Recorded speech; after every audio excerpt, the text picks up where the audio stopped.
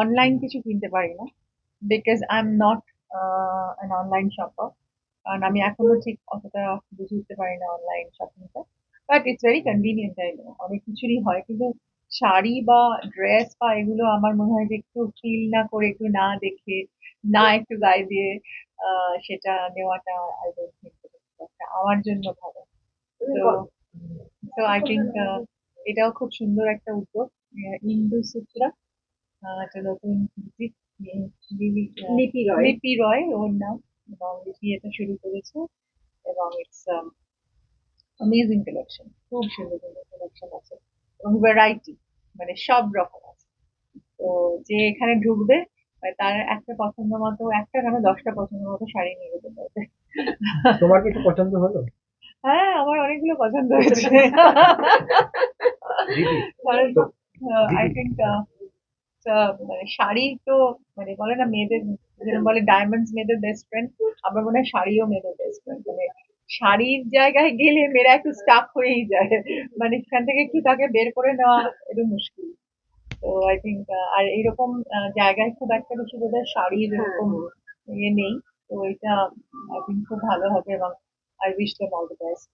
তোমায় তো বিভিন্ন সময় শাড়ি, বিভিন্ন রকম শাড়ি পরতে দেখা যায়। তুমি ব্যক্তিগতভাবে কি ধরনের শাড়ি পরতে পছন্দ করো? আমি আসলে elegant, gorgeous at the same time, একটু লাইট শাড়ি পরতে পছন্দ করি। বাট হেভি শাড়িজও আমি পরি। আমার মনে হয় শাড়ির ব্যাপারে আমি একটু বায়াস, মানে সব ধরনের শাড়ি আমার খুব পছন্দ যদি সেটা আমাকে আকর্ষণ করে। তুমি কতটা চুজি, কতটা সময় লাগে? একটু সময় লাগে, কারণ মানে আর আমাকে সবাই বলে না, আমি কিন্তু খুব ভালো শাড়ি বুঝতে পারি এবং শাড়ি কিনতে পারি। তো ওই জন্য ওইটা ওইটা মনে হয় আমার একটা পথে।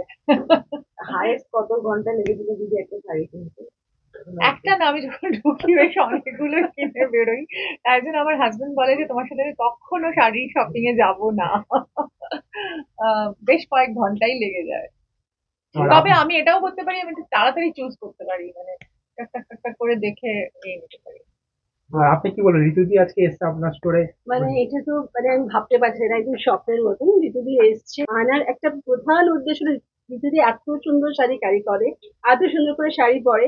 আমার মনে হয় যে আমার শাড়িগুলো যদি ঋতুদি একটু পরে খুব সুন্দর দেখাবে, আর খুব ভালোভাবে অ্যাসোসিয়েট করছেন আমার ব্র্যান্ডের সাথে ঋতুদি। তো ভীষণ ভালো লাগছে। ওকে। আর বছর শেষ, বছর প্ল্যান আছে? বছর শেষ এখন, অনেক কিছুই করলাম এই বছর এবং অনেক ভাবেই কাটলো এই বছরটা। অনেক কিছু প্ল্যান আছে। আপাতত তো একটা শুট করছি, তারপরে যাব একটু বাইরে আমার বাচ্চাদের সঙ্গে, এবং নিউ ইয়ার্স এবং আমার হাজবেন্ডের সঙ্গে। এটা বলাই ছিল যে এই সময় তুমি থাকবো না, তারপরে এসে আবার জয়েনিং দেবো। তোমার নিউ ইয়ার রেজলিউশন কি থাকবে? অনেক কিছু রে, একটা তো বললে হবে না, অনেক রেজলিউশন। এই বছর আরো অনেক ভালো ভালো কাজ করতে হবে আমার। নিজে যেগুলো আমার কোম্পানি যেগুলো করছি সেগুলো ভালো করতে হবে, আমার ডান্স প্রোগ্রামকে জয়েন করতে হবে আরো। অনেক অনেক কিছু। তারপর আমার যে সোশ্যাল ওয়ার্ক গুলো করি সেগুলো নিয়ে অনেক পরিকল্পনা আছে। তারপর আমার লেখার এবারে এই নেক্সট ইয়ারে কিছু বেরোবে। তো থ্যাংকস। তাহলে আশা করা যাচ্ছে এই এত সব কাজের জন্য ঋতুদি নতুন বছরে ইন্দু সূত্র থেকে তার শাড়ির কালেকশন কালেক্ট করবেন। নিশ্চয়ই।